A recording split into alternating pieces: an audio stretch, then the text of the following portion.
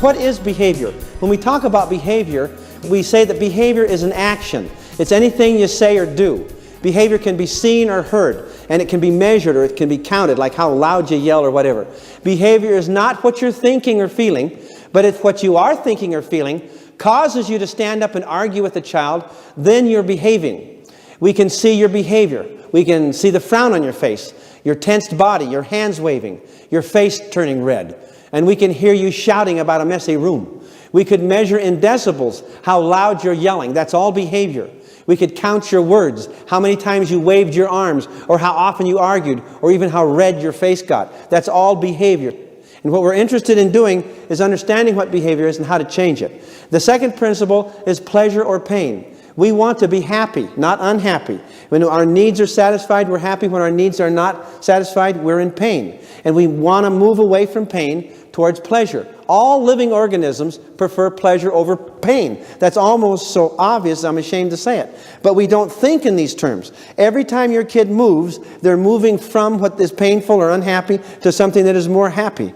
Now, your boy is doing his trigonometry, and it's really hard and his head hurts. He puts it down and calls up his girlfriend. What just happened? He got rid of pain. He got rid of pain and moved towards pleasure. And she says, I got to tell you, Harry, you got halitosis, and I'm not going to the prom with you. And so what just happened? Oh. Now it went from pleasure to pain. Ooh, get rid of her and call up Susie, who's always after him for a date. Is that right? Then she loves him. Okay, she's happy. All right. Therefore, whenever we act, remember, whenever we act, we're either avoiding what we think will be painful or seeking what we believe will be pleasurable. And that's the law. Some psychologists believe strongly that everything we do is either to obtain pleasure or to avoid pain. So when your kids are moving, they're always moving that way, and so are you. You're moving to need satisfaction. Number 3, consequences. When you take an action, the consequences of that action can be either rewarding or very punishing. If the consequences are good, the behavior is reinforced or strengthened. But if the action results in an undesirable consequence, in pain, then the behavior is not reinforced, it's weakened. So there are rewarders which are pleasurable, and that's anything that will increase the probability that a behavior will be repeated.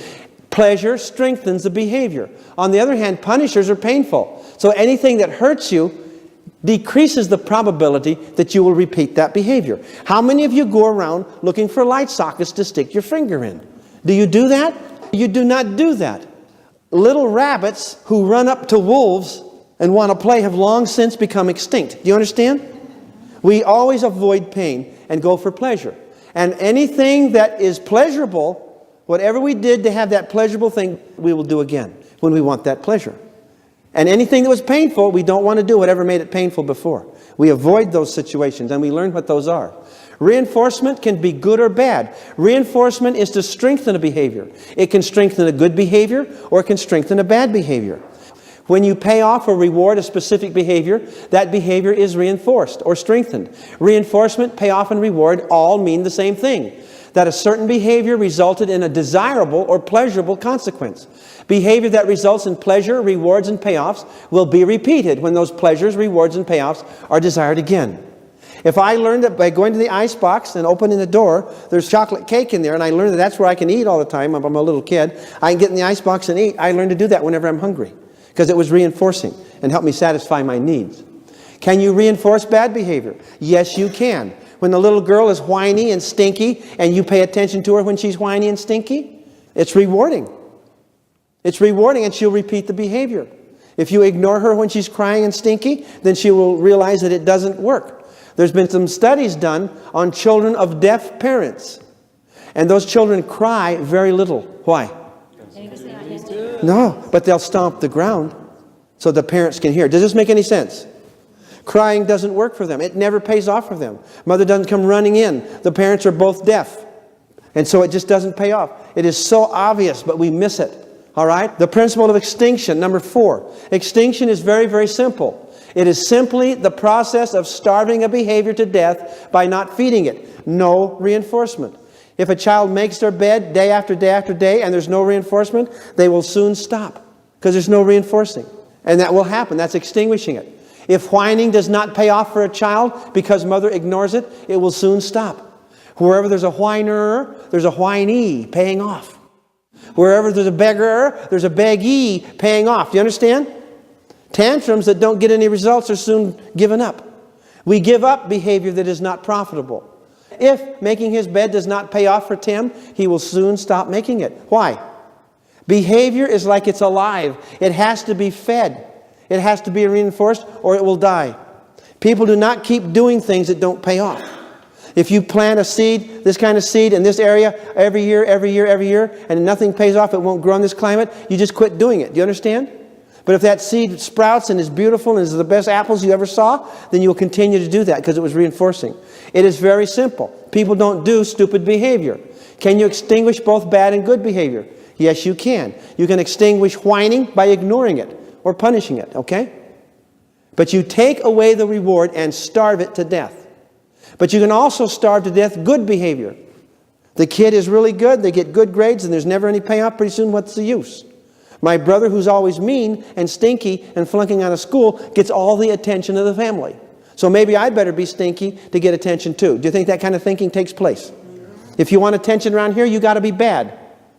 Okay? Remember, kids need positive strokes. They need attention. They need the parents' attention. And if you don't give good strokes and good attention, they will demand bad strokes, bad attention. Does that make sense? Remember, bad breath is better than no breath at all. Is that right? And they'll get negative attention if they can't get positive attention. Mark my word, they want your attention. And if you don't pay attention nice, they will get you and do things that will demand your attention.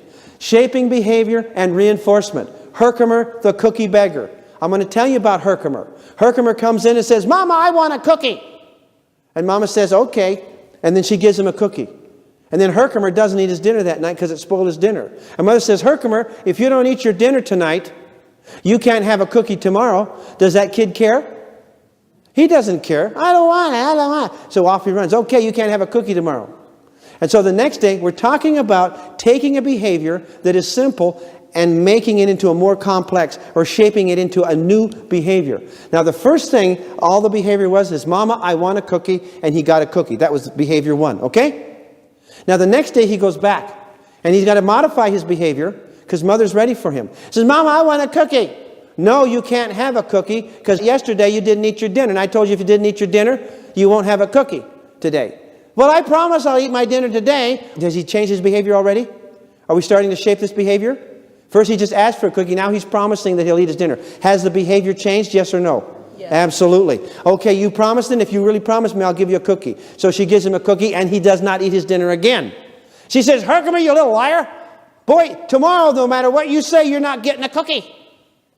Does he care? No. So the next day he comes in. Mommy, I'm so hungry. My tummy hurts. Are you really that hungry? Yeah, I could eat 10 cookies and I could still eat my whole dinner. Has his behavior changed? From simply asking for, yes. And Mama's looking at this act, saying, are you really that hungry? Mommy, I'm so hungry. Give me something. Okay, you can have a cookie then, but you better eat your dinner. And he doesn't eat his dinner again. Mother says, you little rat. 3 days in a row you lied to me. Boy, tomorrow, no matter what you do, you will have no cookie. Read my lips. No cookie. Does she mean it? Yeah, she really means it. She means it. The next day he comes in, he's crying, Mommy, you give me a cookie. And he starts screaming, I want a cookie, I want a cookie now. And Mother's saying, you not get out of here. And she slaps him a couple times. And he throws a tantrum.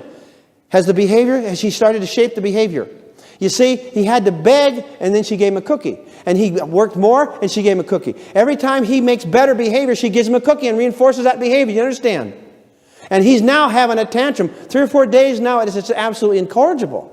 She hits him, and he still screams. You can't have a cookie. You can't have a cookie. I'll die before I give you a cookie. And he says, okay. And he holds his breath. She says, Herkimer, breathe. Don't want a cookie. Have you ever seen a kid get so mad they hold their breath till they pass out? It happens. These little buggers are strong. They're going to run the house or else. And she's shaking him. Breathe, Herkimer. And he goes limp. Oh, jeez, I killed my little boy over a cookie. And she wakes him until he starts to breathe. As soon as he passes out, he starts to breathe again. When he wakes up, she's stuffing cookies in his mouth. Herkimer, don't ever do that again. You scared me to death. It's who's running the house? Herkimer. You know any kids like this? You know kids that would do this if they could get away with it? And now he comes in, he just comes in screaming. And he realizes that if he screams and throws a tantrum, that mother can't stand it. So sometimes she gives him a cookie. Now she has shaped that behavior by only rewarding him as he progressively gets worse. She's rewarded him for progressively getting worse. Every day she has shaped that behavior. And she rewards him all the time. Have you seen how the shaping takes place? That's what happens. He shaped her behavior and she shaped his behavior. And it just got to be awful. And that's what eventually happens. Now let's look at this. Shaping is the process of developing a new behavior by reinforcing successively closer and closer approximations of the target behavior. In other words, he was going to get to be a tantrum, right? So they just got a little better and a little better and a little better until they were horrible. In the process, the most recent approximation is extinguished as the new behavior is learned and reinforced. That's kind of wordy. Both desirable and undesirable behaviors can be shaped. All right, let's go on. Reinforcement. Why did Herkimer get worse and worse? Continuous reinforcement is to give Herkimer a cookie every time he demands one. Obviously, he is not required to beg and whine much to get his cookie at first. Through shaping, he is required to whine and beg more each time to be rewarded. Now we have intermittent reinforcement. Mother swears even if he passes out, she won't give him a cookie. Now, every once in a while, he screams and screams and she holds out. And half the time, he does not get a cookie.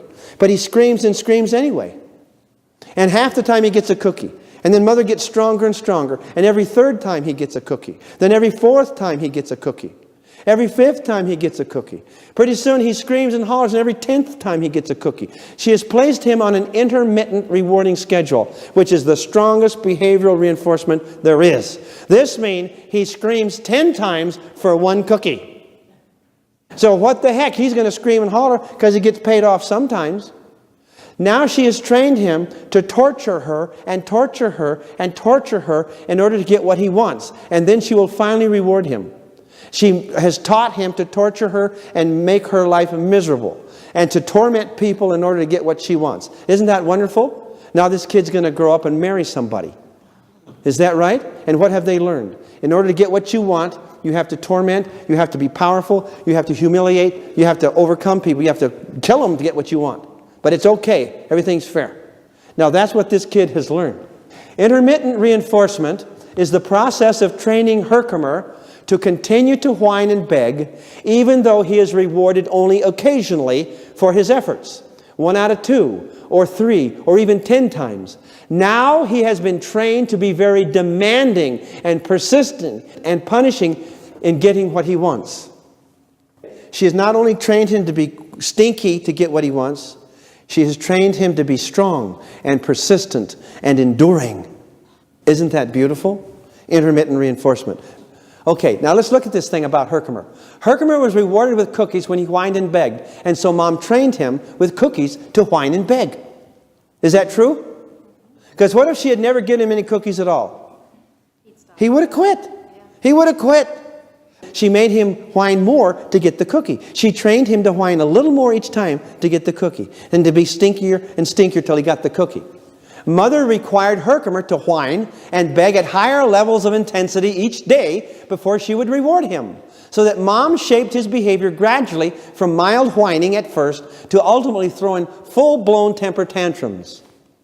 Finally, Mother trained Herkimer to throw tantrums even when he was not rewarded most of the time. Intermittent reinforcement. Now you've really got a problem. Without even being rewarded, they're stinky.